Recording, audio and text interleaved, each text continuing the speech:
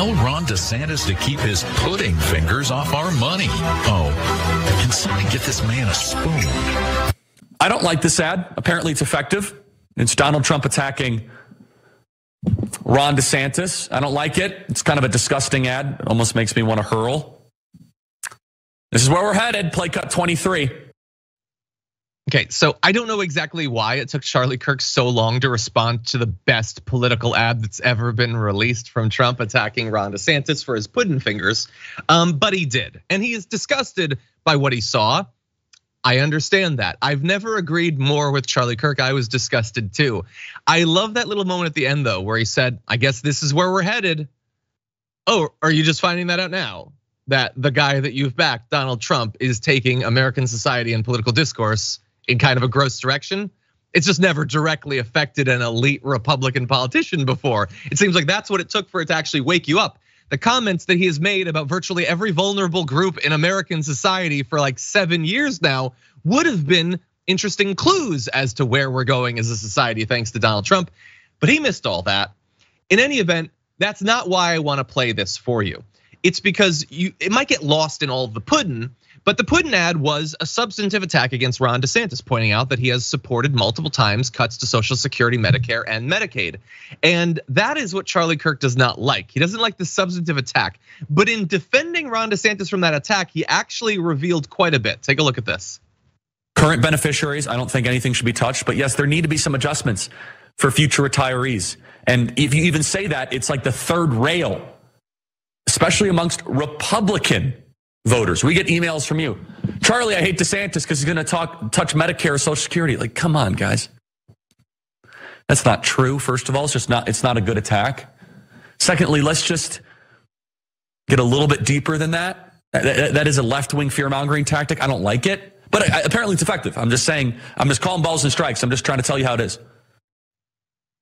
That's very much not what Charlie Kirk is trying to do. That's not his job, but he wouldn't be qualified to do it even if it was. So I love that. He's like, don't point out that Ron DeSantis is gonna cut Social Security. First of all, he's not gonna do it, even though he has multiple times said that he needs to do that. But the best part is he's like, that's a left-wing attack to fearmonger that we're gonna cut Social Security and Medicare.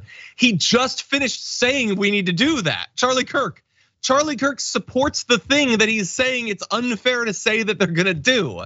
So I like, what's interesting about that is he's not often predisposed to really tell the truth about what Republicans want to do. But in this case, he does have a job to do, which is try desperately, and it's a tough job, to get his base to be okay with those cuts. He's trying to get his listeners, some of whom are incredibly poor conservatives, to be okay with having to grind away in the mines or Walmart or whatever for an additional 2 or 3 years before they finally get to retire.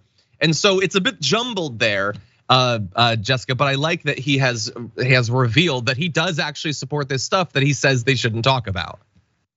Yeah, I like what you said about him not really knowing where we're headed. I guess this is where we're headed, as if the right wing in America hasn't been this train that's trudging on, and every right wing commentator, Charlie Kirk included, is just shoveling coal into this thing because they like the view, they like being on the train. And it's like the trolley experiment where you've got DeSantis and you've got Trump. It's like you can have vocally racist, vulgar fascism, or you can have this kind of neoliberal narrative fascism with DeSantis. Either way, it's where we're going. Pick a lane, or you all can just stop shoveling coal and lying to the American public about what these politicians represent. And it's like no one in their base is gonna ask, okay, well, if we make these cuts to these public programs, how are people going to retire? How are people going to get healthcare when they retire? They never answer that. And they're leaving a huge gap where I'm sure many of their listeners are counting on those programs, but they never have to answer for that. 100%, yeah.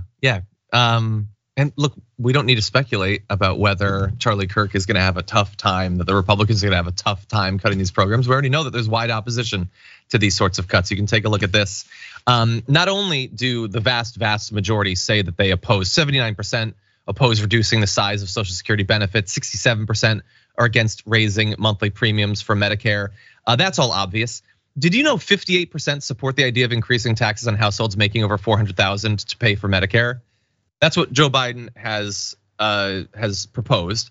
Republicans actually support it, 42% over 37% opposed. So good luck, Charlie Kirk, in trying to convince people to slash their own future benefits that they're paying towards.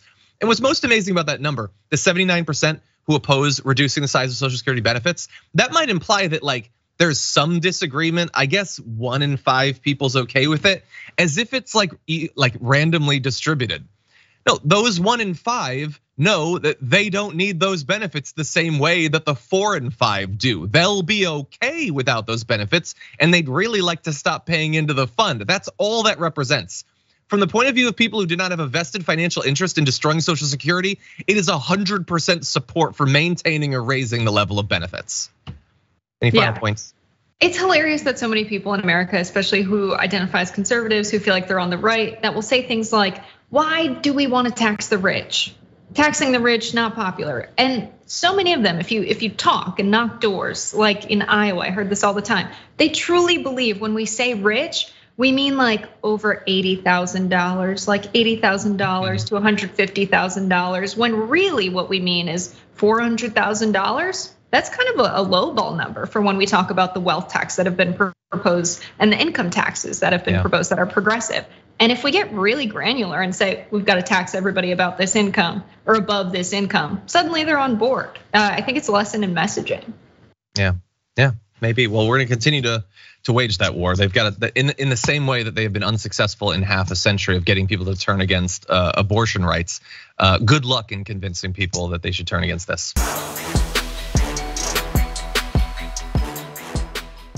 For more political news breakdowns, interviews, stories of activism, and me trying my hardest to care about the occasional big celebrity news story, subscribe to our YouTube channel at youtube.com/The Damage Report. And you can ring the bell wherever it is so you don't miss anything.